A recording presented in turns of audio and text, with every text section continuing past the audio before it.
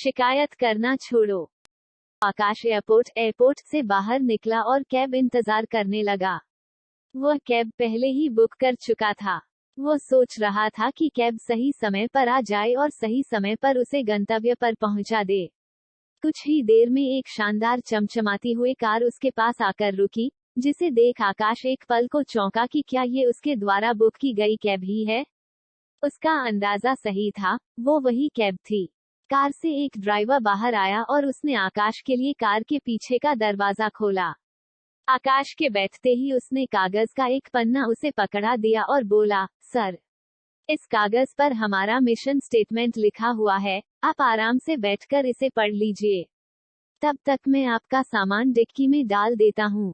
ओह, चौंकते हुए आकाश ने वह मिशन स्टेटमेंट ले लिया और उसे पढ़ने लगा। उसमें लिखा हुआ था, हमारी कैब सर्विस में आपका स्वागत है। हम आपको आपके डेस्टिनेशन तक सस्ते दाम पर, सुरक्षित तरीके से और जल्द से जल्द पहुंचाने की कोशिश करेंगे। आपको किसी प्रकार की दिक्कत का सामना नहीं करना पड़ेगा। आपकी यात्रा मंगलमय रहेगी। वह मिशन स्टेटमेंट पढ़कर आकाश के चेहरे पर एक मुस्कुराहट छा गई। फिर उसने कार के भीतर एक नजर डाली। कार साफ सुथरी थी। तब तक कैब ड्राइवर ड्राइविंग सीट पर बैठ चुका था। उसने पलटकर आकाश से पूछा, सर, एसी का टेम्परेचर ठीक है? यदि इसे बढ़ाना या घटाना हो, तो आप बेझिझक मुझे बताइए। आकाश ने कहा, नहीं, इसकी जरूरत नहीं है, एसी का टेम्परेचर ठीक है। इसके बाद कैब ड्राइवर ने एक कार्ड आकाश की ओर बढ़ाया और बोला, सर, इस कार्ड पर सभी रेडियो स्टेशंस की पूरी डिटेल्स है। आप जिस भी रेडियो स्टेशन को सुनना चाहते हैं, प्लीज मुझे बता दीजिए, मैं वो प्ले कर दूंगा।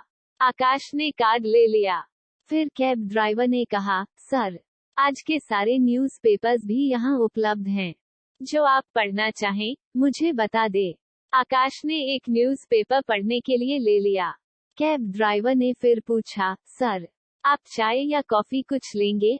आकाश ने जवाब दिया, एक्चुअली मुझे सॉफ्ट ड्रिंक चाहिए था। आपके ठीक सामने एक छोटा सा फ्रिज है सर, आपको वहाँ चिल वाटर मिल जाएगा। सॉफ्ट ड्रिंक्स की कुछ वैरायटी मिल जाएगी। चाहे तो आप आइसक्रीम भी खा सकते हैं। आकाश कार में दी जा रही फैसिलिटी से हैरान था। वो इन्हीं सब के बारे में सोच रहा था कि कैब ड्राइवर फिर से बोला, सर, आप इस शहर के बारे में कुछ पूछना चाहते हैं, तो मैं आपको यहाँ के बारे में बता सकता हूँ।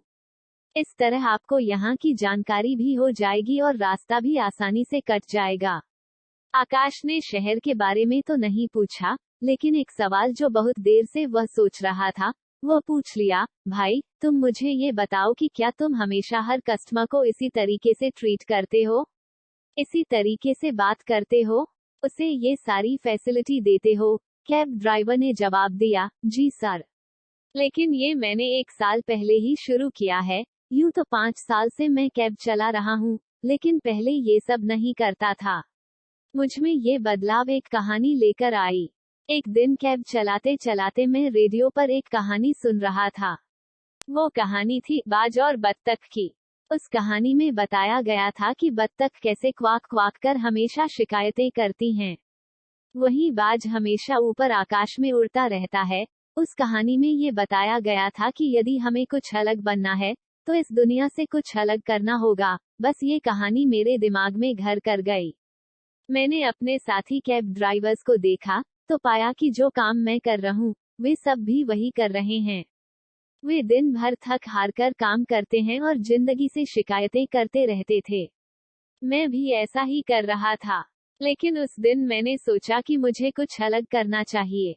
बस उस दिन से धीरे दो अपनी कैब को बदलना शुरू किया।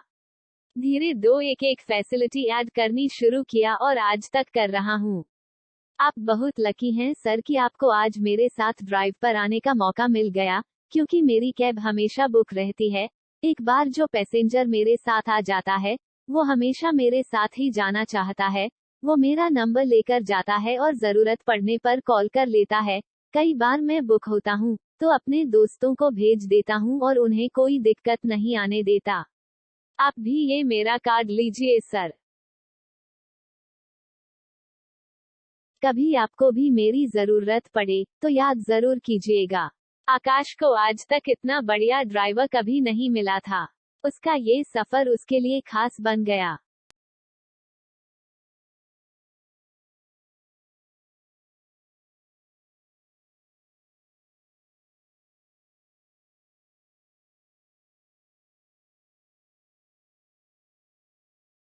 जिंदगी में बत्तख की तरफ शिकायत करना बंद कर दें, क्योंकि फिर जिंदगी बस शिकायत बनकर रह जाएगी।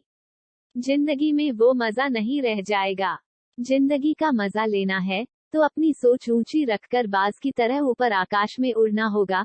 सबसे हटकर दुनिया से कुछ अलग काम करना होगा। तभी आप अपना एक अलग नाम और एक अलग मुकाम हासिल कर पाएंगे। बस ऐसा कुछ कर जाओ कि दूसरे आपको फॉलो करना चाहे और आपके जैसा बनना चाहे। यही तो है जिंदगी की उड़ान।